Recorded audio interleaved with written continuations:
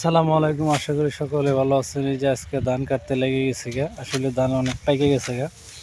তো এখন ধান কাটে তাড়াহুড়া করে সরিষা বুনতে হবে, কারণ কৃষকের তো মনে করেন যে আবাদ করাই লাগবে, আর তেল সারের যে দাম সেটা তো বলাই যায় না।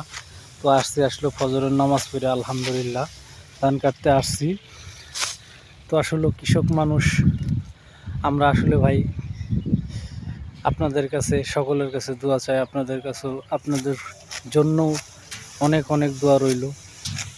আসলে কৃষককে সাপোর্ট করবেন আপনারা, আমাকে করতে হবে এটা আমি বলতেছি না, বাংলাদেশের সকল কৃষককে আপনারা সবাই সাপোর্ট করবেন। কারণ কৃষকের যদি জোগান না দেয় আমরা খাবারের ঘাটতিতে পড়ে যাব। কারণ বাংলাদেশ কৃষি অঞ্চল একটা দেশ, আমরা কৃষককে সম্মান করতে শিখি।